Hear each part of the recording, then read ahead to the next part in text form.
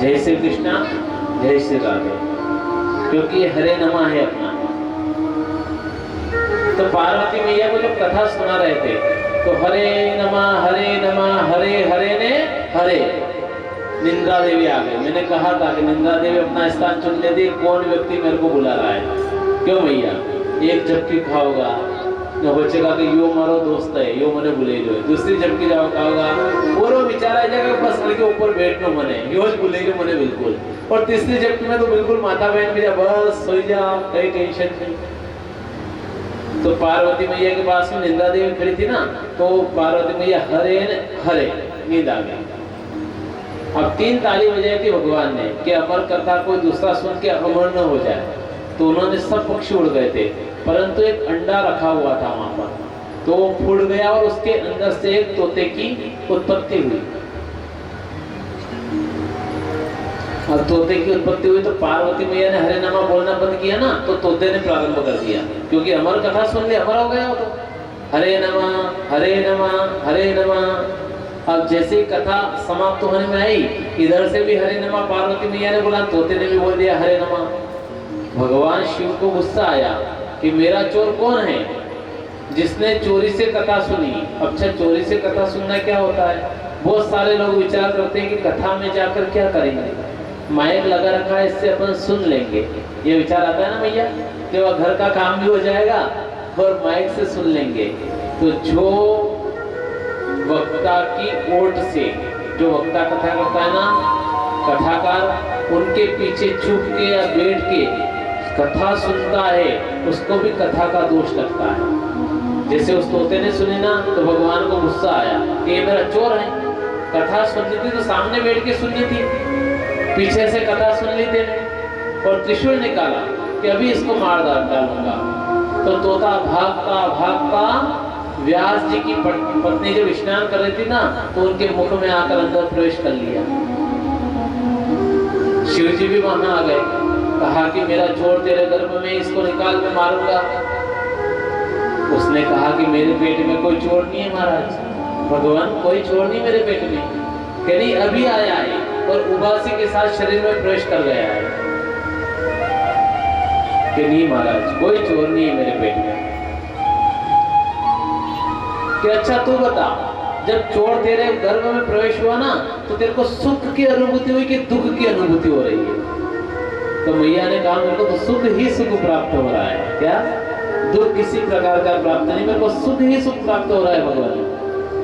तो भगवान ने पूछा कि जो अंदर चला गया है वो सुख देवा है कि दुख देवा है? तो वो अंदर से बोल रहा है भगवान मैं सुख देवा हूं, दुख देवा नहीं हूं, मैं तो सुख देवा हूं। तो भगवान उसको छोड़ देते हैं और वापिस वहां जहां अमर कथा सुनाई थी ना, वहां पर आए और सीधे कैलाश पर चले गए। अब 16 वर्ष के बाद में 12 वर्ष तक तो भगवान सुखदेव बाहर नहीं निकले। क्यों नहीं निकले? कि अगर मैं बाहर आऊंगा तो भोलेनाथ मेरे को मार डालेंगे, तो बाहर नहीं आए गर्भ से। तब व्यास जी ने और उनकी पत्नी ने भगवान से प्रार्थना की, फिर नारायण ने कहा कि आप बाहर आ जाओ, आपको कोई नहीं मारेगा। तब जाके सुखदेव मुनि बाहर पधारे। अब सुखदेव मुनि बाहर पधारे ना, जन्म हो गया सुखदेव मुनि का। जन्म होते ही उन्होंने भगवान की भक्ति करना प्रारंभ कर दी। पिताजी कहते कि बेटा जा हवन कर दे, पूजा करवा दे, उसके वहां ये करके आ जा। वो कहते मेरे को कुछ नहीं करना है, मेरे को तो केवल भगवान की भक्ति करना है। तो तपस्या के लिए वो चले गए और 16 वर्ष में सारे शास्त्रों का ज्ञान उन्होंने ग्रहण कर लिया। जो व्यास जी ने भागवत जी कथा बोली थी, गणपति जी ने लिखी थी ना, वो सारी कथा उन्होंने याद कर ली सुखदेव मुनि ने। और याद करने के बाद में बद्री का अरण्य आश्रम के वहां पर वो पधारे, सभी संत वहां पर पधारे, सभी ने आदर सत्कार किया। और जब राजा परीक्षित भी भटक रहे थे कि कोई मेरे को गुरु मिल जाए, कोई संत मिल जाए जिससे मेरा उद्धार हो जाए, तो ये सीधे वहां चले गए सुखदेव मुनि के पास में। सुखदेव मुनि से कहा कि इस प्रकार से मेरे को शाप लगा है और मेरी मृत्यु हो जाएगी, तो मेरे को मोक्ष की कामना के लिए कोई उपाय हो तो आप बताओ कि जिससे मेरा मोक्ष हो जाए। तो उन्होंने कहा कि आप चिंता मत करो, व्यक्ति केवल मरा मरा बोल करके रामायण पूरी लिख देता है और मोक्ष की प्राप्ति हो जाती है, तो आपके पास तो 7 दिन है, क्यों चिंता करते हो। खटवांग राजा 2 घड़ी में मोक्ष हो गया, अजामिल का भगवान ने पल भर में उद्धार कर दिया, केवल बालक का नाम लेने से उसका उद्धार हो गया, तो क्यों चिंता कर रहे हो। फिर भगवान सुखदेव मुनि ने राजा परीक्षित को भगवत कथा का श्रवण करवाया। अब कथा प्रारंभ हुई तो पता है आपको अपनी कथा कहाँ से छोड़ी थी अपन ने। सनक सनंदन और सनत कुमार ऋषियों की रचना करी थी ब्रह्मा जी ने, और उन्होंने कह दिया कि हम तपस्या नहीं करेंगे महाराज, हम तो भगवान की भक्ति करेंगे, और उनको छोड़ करके वो चले गए थे। उसके बाद में फिर भगवान से प्रार्थना की ब्रह्मा जी से कि आप वापस पृथ्वी की रचना करो। अब पृथ्वी की रचना हो गई और मनुष्य शत्रुपा जोड़ी की रचना की, परंतु क्या हुआ कि एक राक्षस था हिरण्याक्ष, उसने सोचा कि पृथ्वी अच्छी है, गोल है, अच्छी दिख रही है, तो उसने कहा कि ये तो यहाँ ऊपर नहीं होना चाहिए, मेरे पाताल में होना चाहिए, इसका स्थान यहाँ ऊपर नहीं है। और वो पृथ्वी को लेकर सीधा कहाँ गया, पाताल के अंदर। उस समय ब्रह्मा के नाक के द्वारा भगवान वाराह भगवान की उत्पत्ति हुई। और कभी अपने खेत में फसल सही ना हो ना महाराज, फसल की कमी हो, खेत उपजाऊ नहीं हो, तो उस समय वाराह भगवान का नाम लेकर आप बो देना, बिल्कुल आपकी फसल हो जाएगी। वाराह भगवान जाते हैं और हिरण्याक्ष का वध करके पृथ्वी मैया को समुद्र से बाहर लाकर आते हैं और पृथ्वी को यथावत स्थापित करते हैं। और उसी पृथ्वी के ऊपर सबसे पहला जोड़ा बनाया था मनु और शत्रुपा का। कौन बना था, मनु राजा और शत्रुपा उनकी पत्नी, नर और नारी। बाकी सभी अपनी रचना बाद में हुई है, सप्त ऋषियों की रचना हुई, साधुओं की रचना हुई, संतों की रचना हुई, सबकी बाद में हुई। उस समय भगवान ने बताया, भगवान ब्रह्मा ने, कि जिस किसी व्यक्ति को साधना भी बताई भगवान ने, कि जिस किसी व्यक्ति को राजनीति क्षेत्र में जाना है, राजनीति क्षेत्र में बनते हैं ना, सरपंच, विधायक, सांसद, ये बनते हैं, तो अलग अलग भगवान ने पद भी दिए कि महाराज कोई अगर राजनीति में जाना चाहे तो भगवान बृहस्पति की उपासना करे। किसकी करे, भगवान बृहस्पति की उपासना करे तो राज्य क्षेत्र में आगे निकल जाएगा, अगर भगवान बृहस्पति की साधना करेगा तो। फिर आगे के व्यक्तियों के लिए कहा, मनु और शत्रुपा ने कहा कि भगवान अगर हमारे संतान नहीं हो तो संतान के लिए क्या करें, क्या कर्म करें जिससे संतान हो जाए।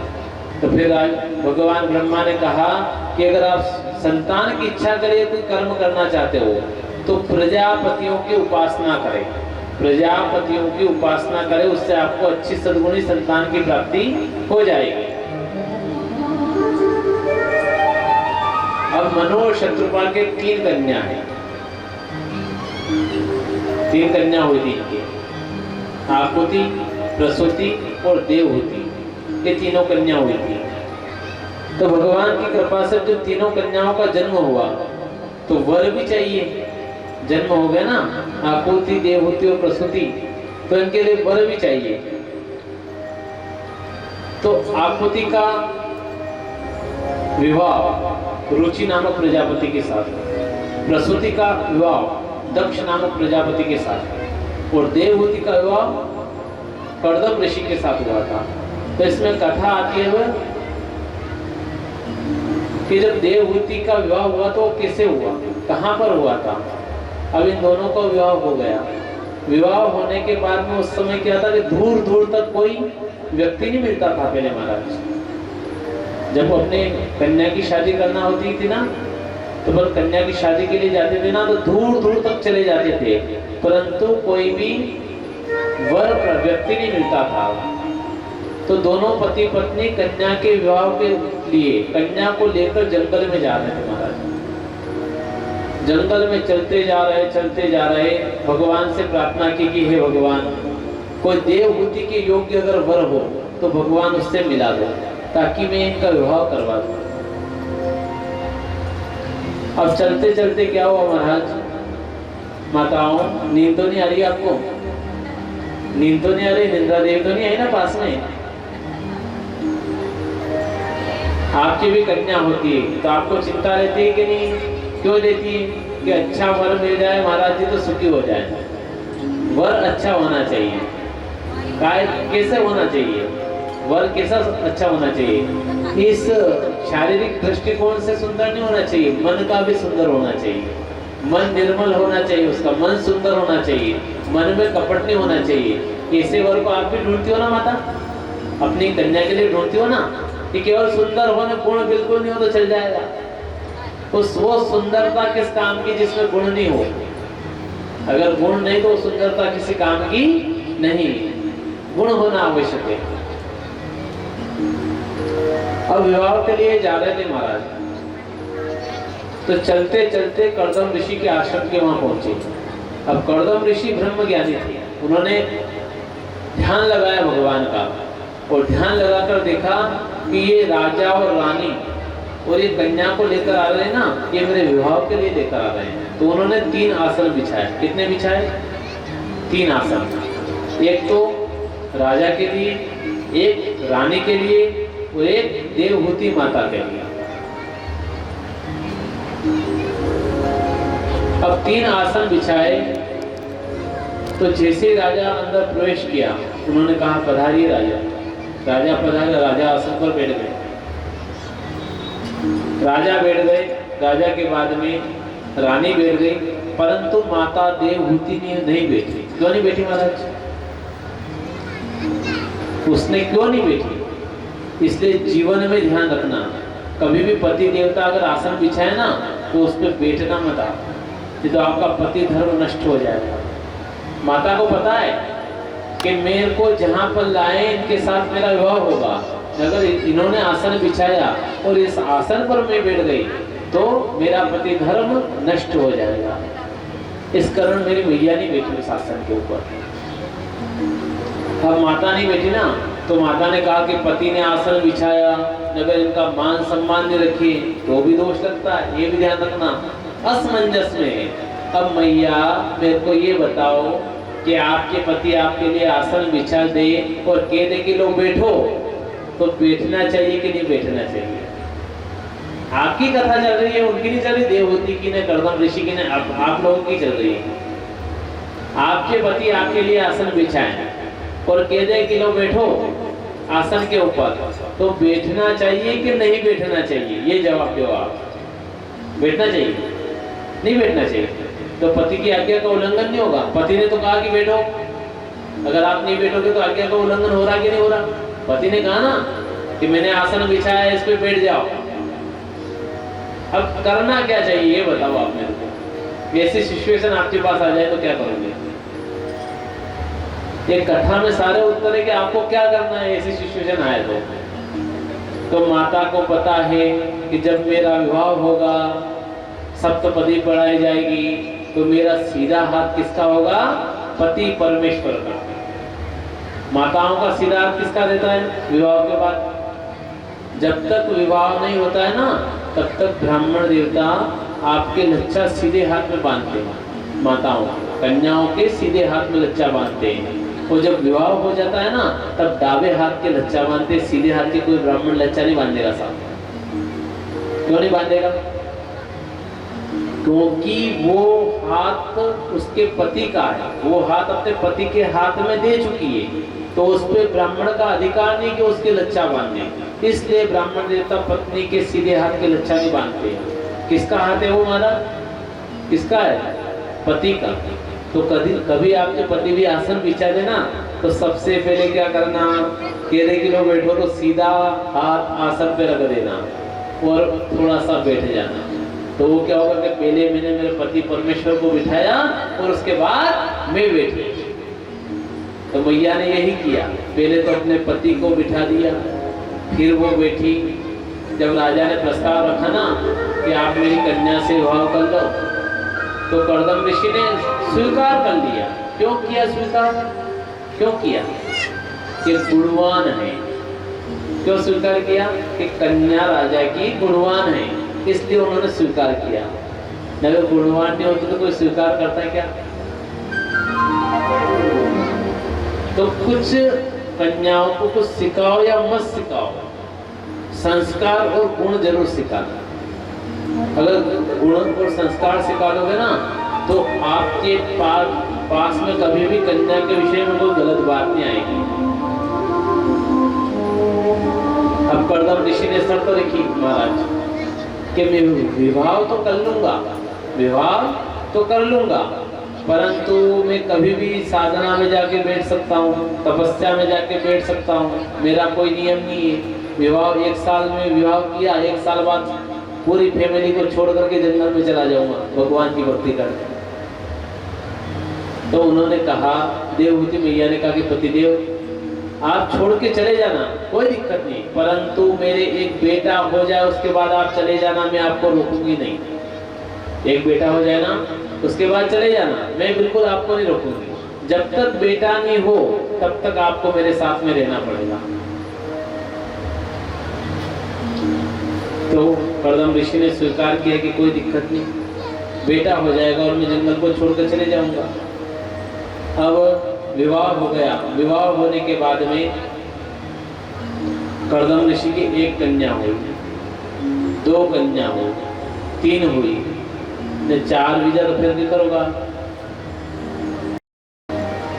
ब्राह्मण को पूछ जाओगा, ब्राह्मण ने तक भी कहीं नहीं होता हुआ, हमारे चाहे बेटों ने कन्या का भी हो गए को।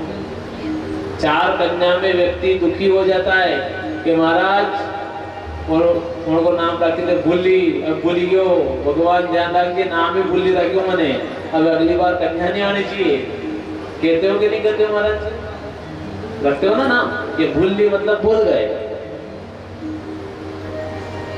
परंतु भगवान के सिंह कृपा से उनके 5 कन्या, 6 कन्या, 7 कन्या, 8 कन्या और 9 कन्या उनके हुई। कितने हुई? नहीं हुई कन्या, 9 कन्या की उत्पत्ति उनके हुई।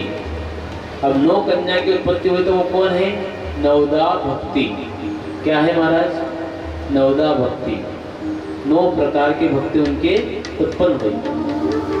तो कपिल मुनि ने कहा कि अब संतान नहीं हुई है, 9 कन्या हो गई है, तो मैं तो जंगल में जाकर भगवान की आराधना करना चाहता हूँ। मैं जंगल में जा रहा हूँ, भगवान की आराधना करूंगा। परंतु माँ ने कहा कि देखो आप जाओ, मेरे को कोई दिक्कत नहीं है, आप चले जाओ, मेरे को कोई दिक्कत नहीं है, परंतु मेरे पुत्र हो जाए उसके बाद जाना, आप 1 संतान हो जाए ना उसके बाद आप चले जाना, मैं आपको रोकूंगी नहीं। भगवान से प्रार्थना की गई। भगवान से प्रार्थना करने पर उनके वापिस यहाँ भगवान पधारे। कौन पधारे? भगवान। और भगवान के रूप में कपिल देव का जन्म हुआ। बोलिए कपिल देव भगवान की जय। अब कपिल देव का जन्म हुआ तो जन्म होते ही वो तो भगवान की भक्ति में लग गए, क्योंकि जो भगवान का भक्त होता है ना महाराज, उसको पता है कि मेरे को क्या करना है। क्योंकि माता पिता भक्तिवान थे तो संतान भी भक्तिवान रहेगी। अगर माता पिता भक्तिवान नहीं है ना, आप विचार कर लो कि मेरी संतान भक्ति करे तो वो आपकी कभी भक्ति नहीं करेगी।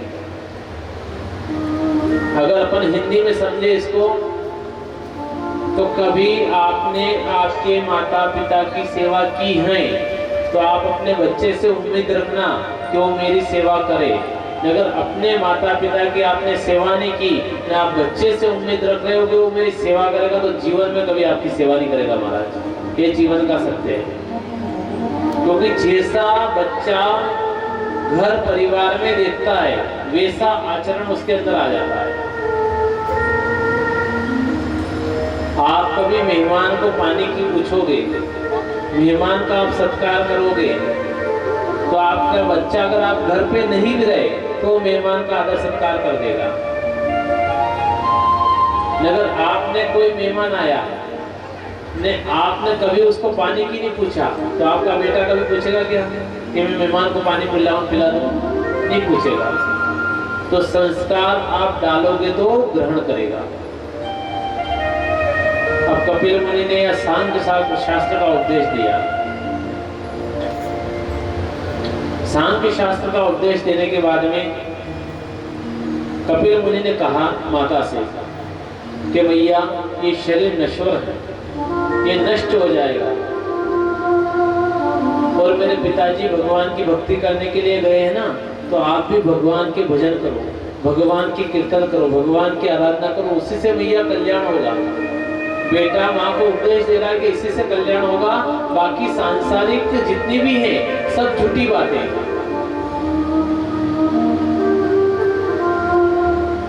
अगर अपन रह सकते हैं, सुख चाहिए तो एक आपको झोपड़ी में सुख प्राप्त हो जाएगा महाराज, और अगर महल में बना लिया तो भी आपको सुख प्राप्त नहीं होगा। क्यों नहीं होगा? आप कह दोगे महाराज महल में तो और सुख आना चाहिए क्या? झोपड़ी में व्यक्ति सुखी रह सकता है, परंतु महल में सुखी नहीं रह सकता है।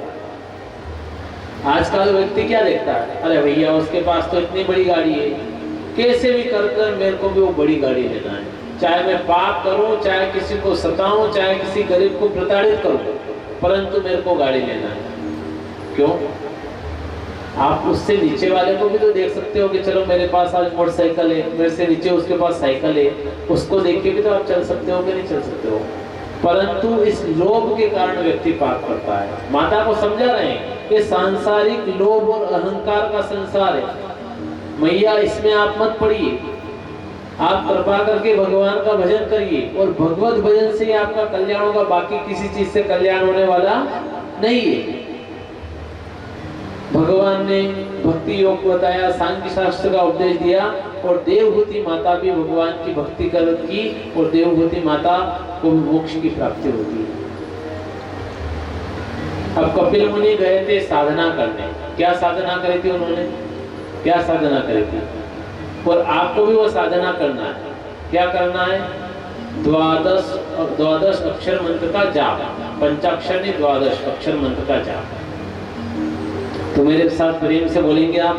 और जो कपिल मुनि ने साधना की, वो साधना आप लोग और हम लोग भी करें, ताकि भगवान हमारे सुन के भी पधारे, ठीक है नहीं? कर्दम ऋषि ने साधना की तो भगवान आए कि नहीं आए उनके घर? तो अपन साधना करेंगे तो अपने यहाँ नहीं आएंगे। अच्छा आते हैं कि नहीं आते हैं बता दो। अपन किसी के विवाह में गए साधने के लिए, जाते हो ना, टोपी टावल देने जाओ, आप साधवाते दिए। अच्छा एक बार आपने टोपी टावल उन्हें दे दिया तो वो दादो आपके घर नहीं आगा, हदवा आएगा कि ना आएगा? पर यह ध्यान रखो, जैसी टोपी टावल आप दोगा नहीं, वशी की वशी कुली ने आगा। थी वशी लोग मन तो वो अतरो बड़ो टावल दी दो, तो वो मारे अतरो बड़ो टावल लावे, तो वो नहीं लागा, वो भी अतरो बड़ो टावल लागा जतरो बड़ो दी दो। अब ये विचार करो कि अपन इस संसार में किसी को साधते हैं तो वो अपने यहाँ साधने आता है। तो अगर भगवान की अपन साधना करेंगे तो भगवान अपने साधने नहीं आएगा क्या? भगवान आता है कि नहीं आता है? साधने आता है ना। तो प्रेम से जाप करना है।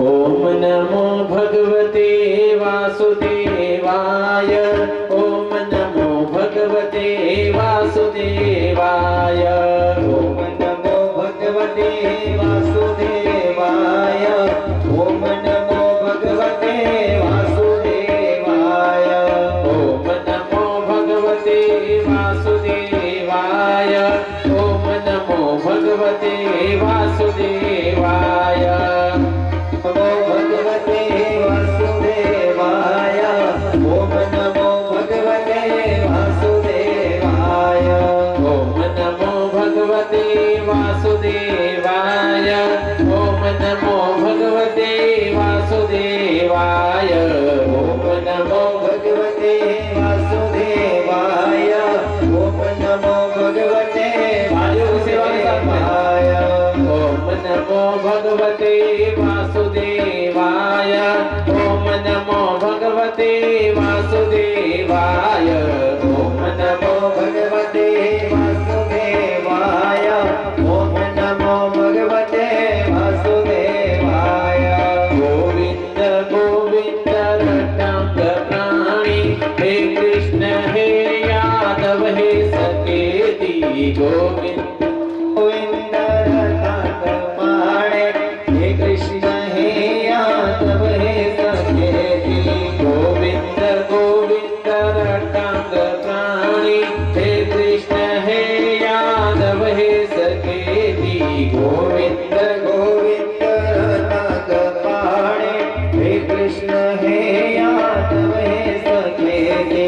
हे कृष्ण हे यादव हे सकेती, हे कृष्ण हे यादव हे सकेती। हे कृष्ण हे यादव हे सकेती, हे कृष्ण हे यादव हे सकेती। गोविंद गोविंद रटांग प्राणी, हे कृष्ण हे यादव हे सकेती। गोविंद गोविंद रटांग प्राणी, हे कृष्ण हे यादव हे सकेती। हे कृष्ण गोविंद हरे मुरारी, हे नाथ नारायण वासुदेवा। श्री कृष्ण गोविंद हरे मुरारी, हे नाथ नारायण वासुदेवा। हे नाथ नारायण वासुदेवा, हे नाथ नारायण वासुदेवा। हे नाथ नारायण वासुदेवा, हे नाथ नारायण वासुदेवा। श्री कृष्ण गोविंद हरे मुरारी, हे नाथ नारायण वासुदेवा। श्री कृष्ण गोविंद हरे मुरारी, हे नाथ नारायण वासुदेवा। श्री कृष्ण गोविंद हरे मुरारी, हे नाथ नारायण वासुदेवा। श्री कृष्ण गोविंद हरे मुरारी, हे नाथ नारायण वासुदेवा।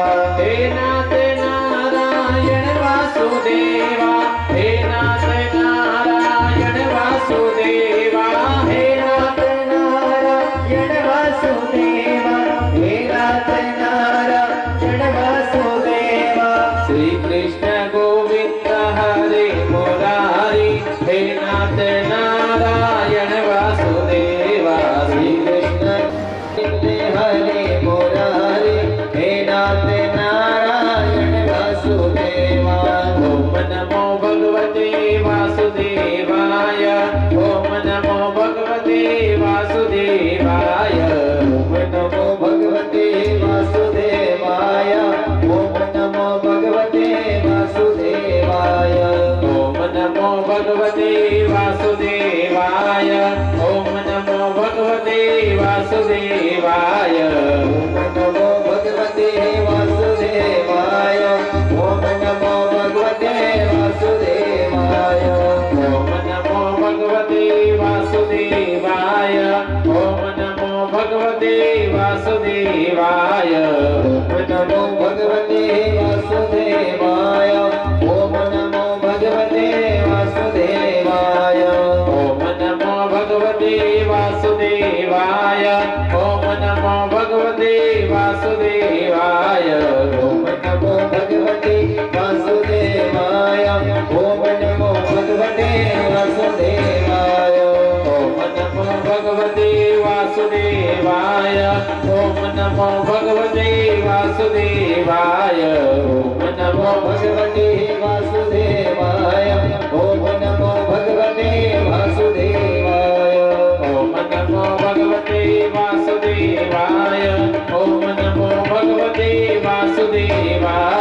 ओम नमो भगवते वासुदेवाय, ओम नमो भगवते वासुदेवाय। ओम नमो भगवते वासुदेवाय, ओम नमो भगवते वासुदेवाय। ओम नमो भगवते वासुदेवाय, ओम नमो भगवते वासुदेवाय। ओम नमो भगवते वासुदेवाय, ओम नमो भगवते वासुदेवाय। ओम नमो भगवते वासुदेवाय, ओम नमो भगवते वासुदेवाय। ओम नमो भगवते वासुदेवाय, ओम नमो भगवते वासुदेवाय। ओम नमो भगवते वासुदेवाय, ओम नमो भगवते वासुदेवाय। ओम नमो भगवते वासुदेवाय, ओम नमो भगवते वासुदेवाय। ओम नमो भगवते वासुदेवाय,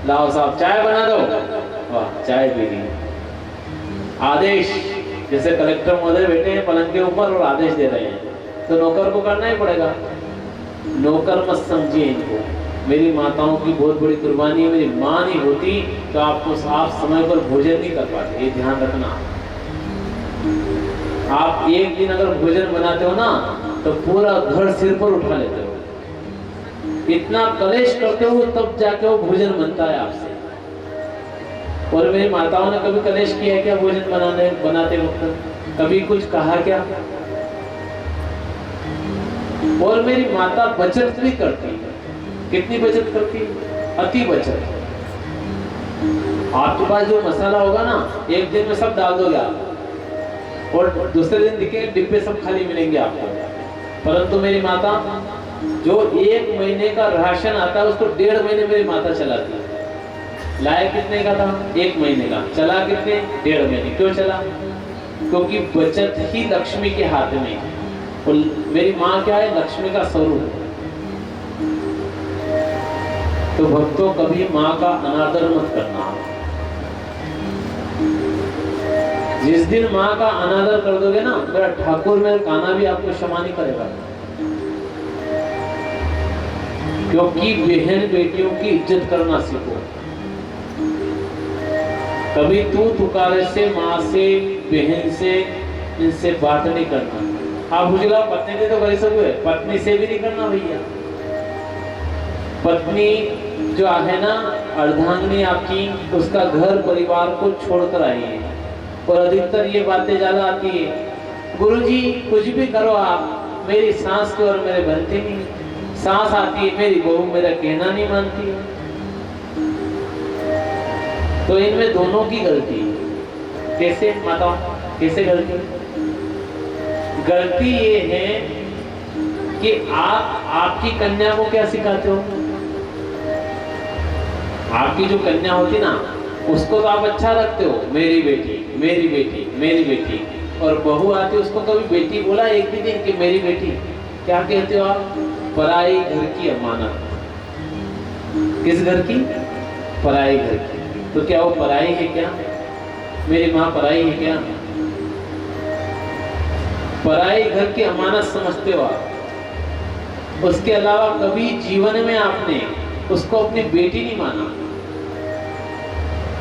जिस दिन अगर आप उसको अपनी बेटी मान लेते तो वह उस दिन आपको माता पिता मान लेते। जो सास ससुर मानती है ना, वो आपको माता पिता स्वीकार कर लेती है। परंतु आपने कभी उसको बेटी नहीं माना तो उसने भी आपको माता पिता नहीं माना। आप उसको बहुत समझते रहे, वो आपको सास ससुर समझती रहे। तो झुकना दोनों तरफ से पड़ता है, इधर भी झुकना पड़ता है, उधर भी झुकना पड़ता है। यूं देखे तो मेरी माता बहुत बढ़िया है, मैया बहुत बढ़िया है, जितने बहनें अच्छी हैं। परंतु कभी कभी क्या होता है कि एक बात आप भी ध्यान रखना, आप माँ और बेटे के बीच में लड़ाई करवा देते हो। जिस माँ ने उस बेटे को जन्म दिया, बड़ा किया, पाल पोस के बड़ा किया, पढ़ाया लिखाया, योग्य बनाया, योग्य बनाने के बाद जब आपका विवाह हो जाता है, क्या कहते हो आप? एक काम करोगे, अपने वहाँ बड़ो प्लाट नहीं उन्होंने थोड़ा बढ़ेगा और अपने वहाँ रहने ईने रहेगा। जो विचार है कि एक काम कर, अपने दूसरी जगह रहना, दूसरी जगह रहेगा। अरे दादा, आप जो प्रत्या आरोप माताओं आप लगा रही हो अपने पति पे कि आपकी माँ को छोड़ दे, कहते हो ना कि माता पिता को छोड़ दो और मेरे साथ रह। 9 मास गर्भ के अंदर माँ ने पाला, उसका ये फल मिला माँ को कि अंत समय जब माता पिता बूढ़े हो गए, लालन पालन करने का समय था, उस समय आपने झगड़ा करवा दिया, अलग करवा दिया, माँ को बेटे से अलग करवा दिया। तो भैया कभी भी जीवन में माताओं, बेटे और माँ के झगड़ा मत करवाना। अगर माँ बेटे को बड़ा नहीं करती, योग्य नहीं बनाती, तो आपका विवाह बेटे से होता है क्या? उस बेटे से नहीं हो पाता ना। तो कभी झगड़ा मत करवाना। जितनी हो सके उतनी माता पिता की सेवा करना, क्योंकि सर्व तीर्थमयी माता। आगे कथा आ रही है, बताऊंगा मैं, आगे यही कथा आ रही है कि माता पिता पूजनीय क्यों है और क्यों माता पिता की जिसने पूजा की उसका कैसे उद्धार हुआ और सबसे प्रथम क्यों है, यही कथा आएगी आगे। तो कभी मेरी आपसे प्रार्थना है कि कभी माँ और बेटे के आप झगड़ा मत करवाना, और इन माताओं से भी प्रार्थना है मेरी कि आप बहू मत समझिए, उसको बेटी बना के रखो। आपने भी कहीं बेटी दी है ना आपकी, तो यूं समझना कि मेरी बेटी एक चली गई और दूसरी बेटी मेरे घर में आ गई। एक बेटी मैंने दे दी ना, तो एक बेटी वापस मेरे घर में आ गई। जिस दिन ये समझ लोगे उस दिन आपका घर घर न रहकर स्वर्ग बन जाएगा। घर घर नहीं रहेगा, स्वर्ग बन जाएगा। तो माताओं से निवेदन है कि प्रेम से रहना सीखो, क्रोध मत करो। और पुरुष वर्ग से निवेदन है कभी भी माता का अपमान मत करो, माँ का अपमान मत करो, पत्नी का अपमान मत करो, बहनों का अपमान मत करो। इनका अपमान होता है ना तो भगवान को भी दुख प्राप्त होता है। मैंने किस बंदे को भेजा पृथ्वी पे, ऐसे बंदे को भेजा जो माताओं का बहनों का सम्मान नहीं कर सकता। और जिन जिन ने माताओं का अपमान किया है, आप शास्त्र उठा के देख लो, सबका विनाश हो गया है। द्रौपदी का अपमान हुआ, विनाश। सीता मैया का अपमान हुआ, विनाश। जिसने माताओं का अपमान किया उसमें उसके कुल में पानी देने वाला नहीं बचा। तो कभी भी माताओं का आप अपमान मत करना। और माँ तो माँ होती है। दो लाइनें भरत जी के साथ में, तू कितनी अच्छी है, तू कितनी प्यारी है, प्यारी प्यारी है। ओ माँ, ओ माँ, ओ माँ, ओ माँ।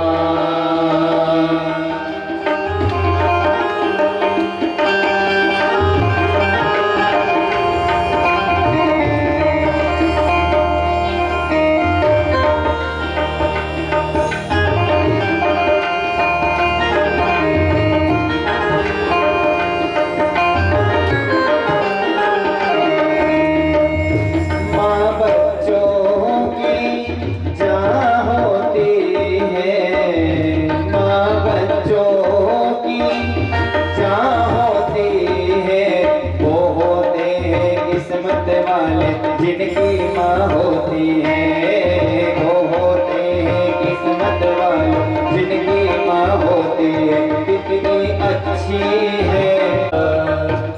नागे माँ तेरी अखियाँ मेरे ले जागी है तो सारी सारी रतियाँ मेरे ले जागी।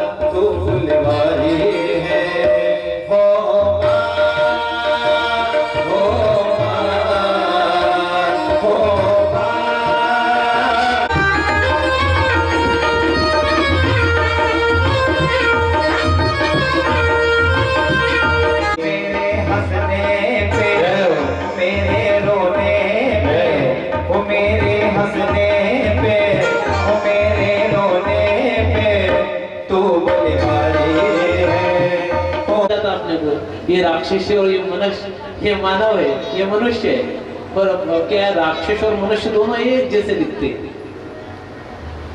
परंतु खोज की जाए कि आखिर ये राक्षस है कि मनुष्य, तब जाके पता चलता है कि अरे भगवान वो तो राक्षस था, कैसे चला गया मैं उसके वहां पर। तब कथा आती है राजा दक्ष की। राजा दक्ष को सभी प्रजापतियों का प्रतिनिधित्व बनाया गया और उसको राजा बनाया गया कि जितने भी प्रजापति हैं सब राजा दक्ष की बात को मानेंगे। जो राजा दक्ष कहेगा ना वो आपको मानना पड़ेगा। राजा दक्ष की इच्छा नहीं थी कि मैं सती का विवाह भगवान शिव से करूं। कभी जीवन में इच्छा नहीं की उसने, क्योंकि प्रारब्ध से ही शिव से नफरत थी। और जो शिव से नफरत करता है ना, भगवान भी उससे नफरत करते हैं। मेरा ठाकुर भी उससे नफरत करता है। जो शिव से नफरत करता है, जो शिव का प्रेमी होता है, उसको भगवान का भी प्रेमी है। शिव द्रोही मम द्रोही, क्या कहा भगवान ने? जो शिव से विद्रोह करता है वो मेरे से विद्रोह कर रहा है। नारायण ने स्वयं कहा है कि मेरा दुश्मन है वो, जो शिव का दुश्मन है। अब जो सती योग्य हो गई विवाह के महाराज, माताओं आपकी पंचायत खत्म हो गई। मैया पंचायत खत्म हो गई आपकी। नहीं, अगर आपकी पंचायत खत्म हो जाए तो फिर अपनी कथा प्रारंभ कर दे। अगर पंचायत थोड़ी लंबी है तो हमें भी सुना दो, क्या हुआ आज तुम्हारे साथ में, हम भी सुन लें। क्या कुछ विशेष है क्या कि हमको पता नहीं और मैं ठाकुर को पता नहीं और आप अपने मन ही मन में समझ रहे हो?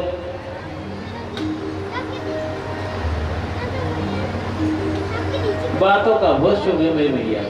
बातों का तो इतना शौक है ना कि अगर वो घड़ा हो ना पानी का सिर के ऊपर, अगर एक बहन दूसरे बहन से मिल जाए 1 घंटे तक खड़ी रहेगी वहां पर, बातें करती रहेगी। देख केवा की बात को नहीं पर कीरी हूँ, बोले केवा की बात को नहीं हुआ पर फिर भी कीरी हूँ तो मुझे वजन लगी माथा पे।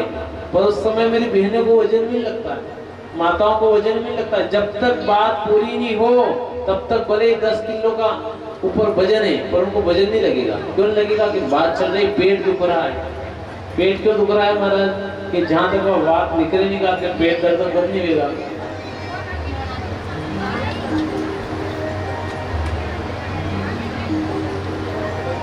शांति है क्यों भैया? अब शांति है कि नहीं है? शांति मैं समझ रहा कथाओं में भी अशांति आ गई। देखिए शांति है तब तो कोई बात नहीं।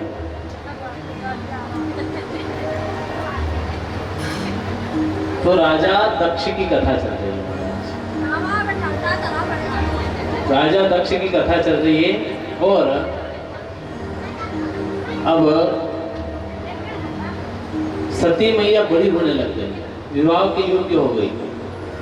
तो राजा दक्ष ने कहा कि शिव से विवाह नहीं करना, वो ढोंगी है, शमशान में रहता है, भभूति लगा के रखता है, इसलिए उससे विवाह नहीं करना, वो योग्य नहीं है। परंतु मेरी सती माँ ने कहा कि मैं विवाह करूंगी तो शिव से करूंगी, अन्यथा मैं किसी से विवाह नहीं करूंगी।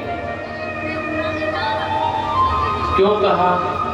पर जो पापी व्यक्ति हो ना उसको अगर आप ही समझाओगे कि देख भैया ये चीज गलत है, तू मत कर, जिसकी वस्तु है उसको लौटा दे, परंतु पापी व्यक्ति वो वस्तु नहीं लौटाएगा। क्यों नहीं लौटाता महाराज? इसका कारण यह है क्योंकि भगवान विष्णु, ये चाय का थोड़ा डिस्टर्ब मत करिए आप, कथा का सार पूरा खराब हो जाता है।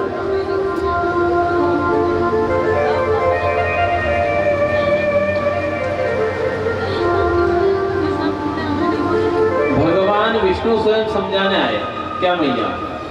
भगवान विष्णु राजा दक्ष को समझाने आए कि राजन सती का विवाह शिव से कर दे, इनके योग्य शिव ही हैं। परंतु भगवान नारायण की बात को भी काट दिया उसने कि नहीं करूंगा और नहीं करूंगा। तो सती माता को गुस्सा आया और जंगल चली गई और एक वहां पर तपस्या की, तपस्या करती रही जब तक शिव प्राप्त नहीं हुई। और तपस्या के बल के ऊपर उन्होंने शिव को प्राप्त किया। भगवान शिव की साधना करते हुए उन्होंने भगवान शिव को प्राप्त किया। आज भी मेरी माताएं भगवान शिव की पूजा करती हैं, कुंवारी कन्याएं। क्यों करती हैं? कि भगवान अच्छा वर दिला देना, पति अच्छा मिलना चाहिए मेरे को, उसके लिए मैं पूजा कर रही हूँ। और मेरे भगवान भोले बाबा हैं, वो अच्छा वर दे भी देते हैं। अगर सच्ची श्रद्धा से अगर पूजा की जाए ना शिव की, तो शिव किसी बात को टालते नहीं है। वो दूसरे भगवान बात को टाल देंगे, भगवान शिव नहीं टालते। ये मैं कल बताऊंगा आपको क्यों नहीं टालते। क्योंकि भगवान के पास ऐसे ऐसे भक्त है ना कि ये चाहिए कि ले जा, ये चाहिए कि ले जा, देते गए। क्योंकि अपन उस मैटर में जाएंगे ना तो अपनी कथा ये अधूरी छूटेगी। तो प्रेम से राजा दक्ष ने नहीं माना, तो सती माता ने भगवान को प्राप्त किया और जंगल में से ही सीधे शिव के पास चली गई। भगवान भोलेनाथ के वहां चली गई, कैलाश पर्वत के वहां। अब वो विवाह में माता पिता नहीं थे, भगवान ब्रह्मा की अनुमति से विवाह हुआ। सती माता और भगवान शिव का विवाह हो गया। विवाह होने के बाद में क्या है, एक बार भगवान भोले बाबा ने कहा कि चलो अपन एक काम करते हैं कि कथा सुनने के लिए चलते हैं। क्या कहा? कथा सुनने के लिए चलते हैं। सती ने कहा कि कहाँ चलना है कथा सुनने? कि कुंभोज ऋषि, कुंभोज ऋषि ना, उनसे आप और हम कथा सुनेंगे। अब दोनों वहां से निकले कथा सुनने के लिए। कहाँ के लिए निकले? कुंभोज ऋषि के पास गए कथा सुनने, शिव जी और पार्वती मैया। अब दोनों ने जब कथा सुनने के लिए गए ना, तो जो आप श्रोता लोगों और मैं वक्ता हूँ, है ना, तो वक्ता कुंभोज ऋषि बैठे हुए थे। भगवान को भोलेनाथ को देखते कुंभोज ऋषि अपने आसन से उतरे और भगवान भोलेनाथ के चरणों को धोया। तो मेरी माता सती को ग्लानि हो गई। माता कह रही ये कैसा वक्ता है, ये कथा करने वाला कथाकार कैसा है जो श्रोताओं के चरण को धो रहा है? भगवान भोलेनाथ श्रोता है और इनके चरण को ये वक्ता धो रहा है। तो ग्लानि हो गई मैया को। परंतु कुंभोज ऋषि जानते हैं कि भगवान शिव अनंत हैं, आराध्य हैं और भगवान भोलेनाथ हैं। तो उस हिसाब से उन ऋषि ने चरण को धोए। दोनों ने एक दूसरे को प्रणाम किया। ऋषि ने भगवान भोलेनाथ को प्रणाम किया तो भगवान भोलेनाथ ने ऋषि को प्रणाम कर लिया। अब कथा संपन्न हुई और कथा संपन्न होने के बाद में वापस आ रहे थे कैलाश पर्वत की तरफ। किधर आ रहे थे? कैलाश पर्वत की तरफ। तो रास्ते में पार्वती मैया ने, सती माता ने पूछा कि भगवान आपने जो कथा सुनी वो किसकी सुनी है? आपके आराध्य कौन है? तो उन्होंने कहा कि मेरे राम की कथा सुनी है। किसकी सुनी? कि मेरे आराध्य राम है मैया और मैं राम के भजन करता हूँ, राम के गुणानुवाद गाता हूँ और वही मेरे इष्ट है और उन्हीं की कथा मैंने सुनी।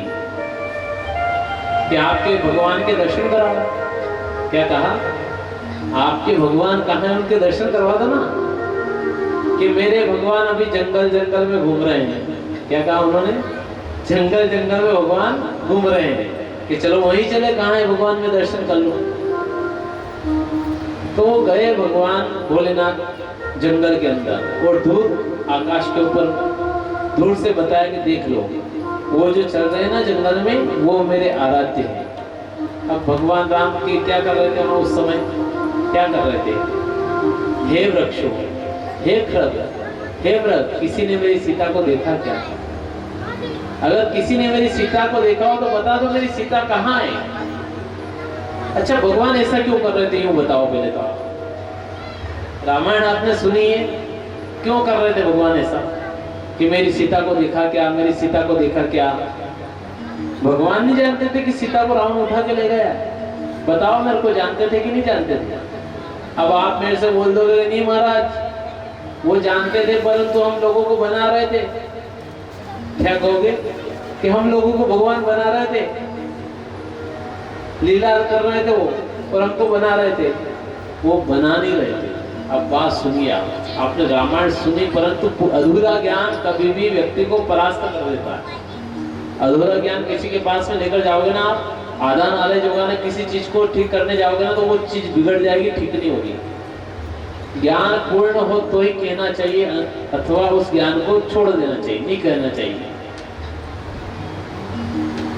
तो जब राम और सीता माता दोनों जंगल में थे, वनवास हो गया था, और राम जी सीता माता के बालों में गजरा लगा रहे थे, फूलों का गजरा आता था ना पहले, वो लगा रहे थे राम जी सीता माता के बालों में। तो उस समय महात्मा लोग और संत लोग वहां बैठे थे, माता अपने भी बैठे थे, संत लोग भी बैठे थे, सब विचार कर रहे थे, ओहो देखो अपना जीवन तो बोट हो गया। क्या बोल रहे महात्मा लोग? अपना जीवन तो खत्म हो गया। देखो हमारे प्रभु श्री राम को, जिनकी हम भक्ति करते हैं, उनके साथ में कितनी सुंदर स्त्री मेरी सीता मैया विराजमान है। क्या कर रहे थे कि मेरी सीता मैया विराजमान है, और हमने तो विवाह किया नहीं है। क्या बोल रहे? हमने तो विवाह किया नहीं है। भगवान आपके जिस तरह सीता माता पत्नी है, ऐसी पत्नियां हमें भी दिला दो। क्या कह रहे हो महात्मा लोग? क्या कह रहे हैं कि भगवान कृपा करो, और जैसे आपकी पत्नी है ना, ऐसी पत्नियां हमें भी दिला दो। अब वो महात्मा लोग जो तपस्या करने वाले थे, वो मोह के अंदर चले गए कि हमें भी पत्नी चाहिए, भगवान कुछ भी हो पर मेरे को पत्नी दो, मेरे को पत्नी चाहिए। और भगवान ने नहीं सुना ना, तो एक शिलाली पत्थर लिया और चीनी लाया और पत्नी का आकार बनाने लग गए कि भगवान अगर आप नहीं दोगे तो हम सारी तपस्या का फल इस पत्थर को देके हम स्त्री को बनाएंगे और विवाह करेंगे।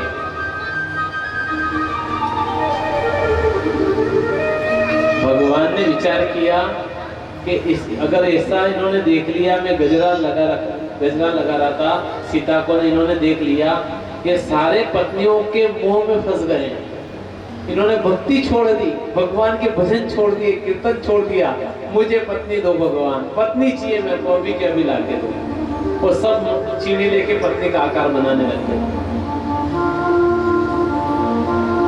अब जो पत्नी का आकार बना रहे थे ना, उस समय भगवान राम ने रावण को आदेश दिया। ये आनंद रामायण में मिलेगी बात आपको। भगवान राम ने आदेश दिया किसको?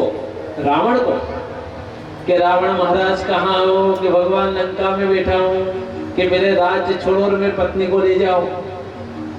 क्या कहा?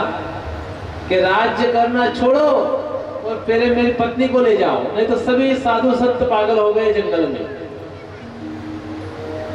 सब पत्नी के मुंह में फंस गए। तो भगवान राम की आज्ञा से रावण आया था, नहीं तो रावण की कोई ताकत नहीं कि सीता माता को ले जाए। भगवान को प्रणाम किया, हुआ भगवान आप चले जाना, वो कथा आगे करेंगे अपन। तो उसके कारण भगवान राम ने कहा और सीता मैया को रावण उठा के ले गया। अब रावण ले गया तो फिर भगवान क्या कर रहे हैं? हे वृक्षों, मेरी सीता को देखा क्या? हे झरने, मेरी सीता को देखा क्या? बार बार पुकार रहे हैं। अब महात्मा लोग जो आकार बनाया था ना स्त्री का कि मेरे को पत्नी चाहिए, भगवान पत्नी दो, पत्नी दो, अब वो विचार कर रहे कि यार ये तो बहुत गलत काम है। सब महात्मा विचार कर रहे हैं कि अपन बहुत बड़ी गलती कर रहे थे, भगवान त्रिलोकी के नाथ वो जंगल में हाय सीते कर रहे हैं, पत्नी को ढूंढ रहे हैं और उस पत्नी को अपन बना रहे हैं। अगर ये पत्नी बन गई, मान लो अपनी पत्नी को कोई ले गया, तो अपनी पत्नी को चुरा के ले गया तो अपन को भी राम के जैसे ढूंढना पड़ेगा, हाय मेरी पत्नी, हाय मेरी पत्नी। ये सब बेकार बातें। जितनी भी पत्नियां बनाई थी ना, उन्होंने सारी उठाई समुद्र में डाल दी कि हमको पत्नी नहीं चाहिए, हम तो भगवान के भजन ही करेंगे। वो